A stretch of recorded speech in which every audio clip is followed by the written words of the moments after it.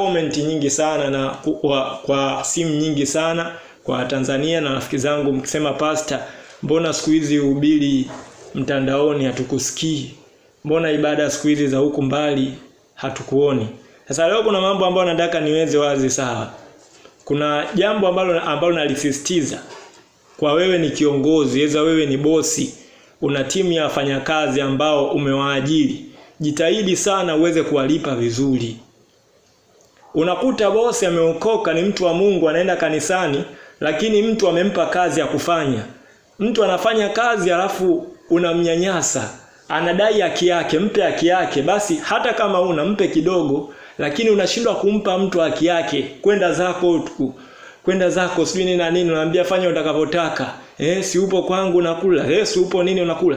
Hii sio nzuri, na hii ni tabia ya kishetani na kipepo.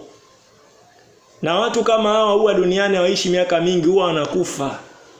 Usije kufanya kitu kibaya. Mtu amefanya kazi, mpe haki yake. Sawa, mpe haki yake. Mwingine ni mfanyakazi, unamtoa kijijini huko. Unajitahidi nitakujali, wakati akija unaanza kumnyanyasa.